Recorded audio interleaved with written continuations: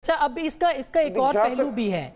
अच्छा, अब इसका एक और पहलू भी है कायरा साहब के, अगर ये तस्लीम नहीं होता, मसलन सुप्रीम कोर्ट में ये मामला है, ये मामला तो जितना लंबा किया जा सकेगा, इसमें बहुत सारे इदारे भी आएंगे, नहीं तस्लीम किया जाता उसके फैसले को, फिर क्या होगा सर?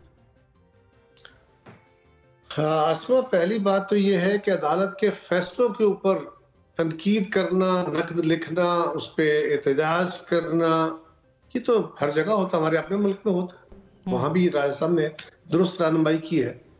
लेकिन वकला की तरफ से, वकला की बॉडीज की तरफ से मुतालबा जो होता है वो बुनियादी तौर पर है। ये मेरी इंटरप्रिटेशन है, राय साहब की इस तरह हो सकता ना हो। वकला की अंजुमनें जो होती हैं उनका बुनियादी काम यह है कि वो अगर समझती हैं कि ये काम अदालत के अंदर दुरुस्त नहीं हो रहा तो वो पिटिशनर बन के चली जाती है। वो वहां से अपने फोरम से खत लिख के, और कुछ फोरम वो भी हैं वकला के जो कह रहे हैं कि कमीशन ही ठीक है, कुछ लोग वो हैं जो कहते हैं फुल कोर्ट बना, कुछ कहते हैं नहीं ठीक है। तो ये मुख्तलिफ आरा जरूर हो सकती है, लेकिन मेरी नजर में वकला के पास बेहतरीन ऑप्शन जो है वो ये है कि वो जाके पिटिशनर बनना तो हक है ना, आप पिटिशन करें, अदालत सुन लेगी।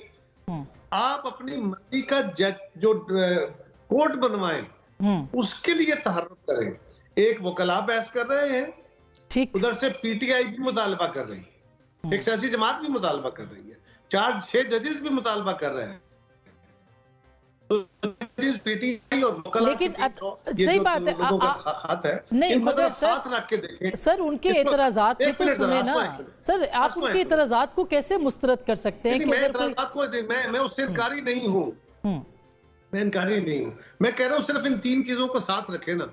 जज साहिबान का खत है, ठीक, और पीटीआई का मुतालबा है, और 300 लोगों के खतूत है, तो ये जरा साथ रख के फिर देखें कि आपके सामने प्राइमा फेसी पिक्चर क्या बनती है।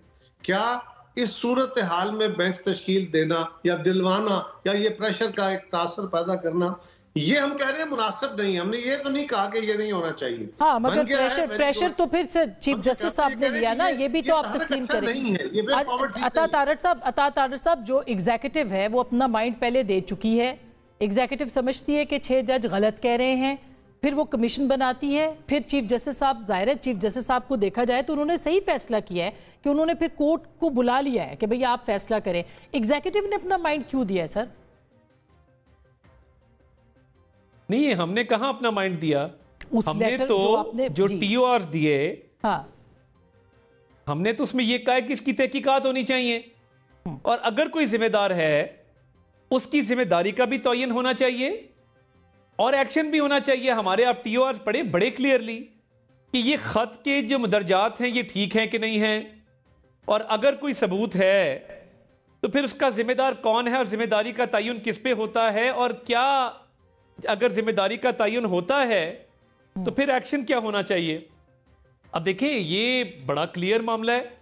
एग्जीक्यूटिव ने तो कमीशन बनाया ही इसलिए था कि ताकि खुल के तहकीकात हो जाए, इस पे बात हो जाए। ना माइंड दिया, ना इसको ब्लॉक किया, बल्कि फराख दिली के साथ इस मामले को आगे चलाया। हाँ, एक बात पे तशवीश जरूर है, जहां पे उस खत में ये लिखा गया कि एग्जीक्यूटिव जो है उसकी इंटरफेरेंस होती है, वो इनकरेज करता है ऐसी चीजों को, तो हमने वो ये जरूर कहा कि ये नामुनासिब है। उस खत में एग्जीक्यूटिव के किरदार पे ये बात नहीं होनी चाहिए थी। उसको तशवीश की नजर से काबीना ने देखा और उसको नामुनासिब करार दिया और उसकी नफी की।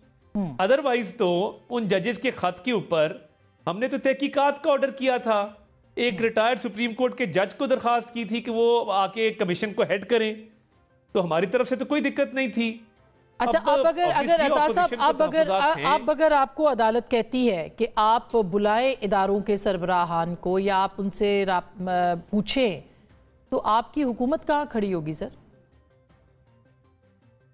देखिए, ये तो अदालत की स्वाबदीद है ना कि अदालत क्या हुक्म इसमें जो है वो सादर फरमाती है। तो अदालत के ऑर्डर का वेट करेंगे कि अदालत इसमें क्या तर्ज अमल होता है, क्या वो खुद इस पर तहकीकात करते हैं, जीआईटी बनाते हैं, कमीशन बनाते हैं। ये सारे सवालात हैं जिनका जवाब कल समाअत के बाद आएगा।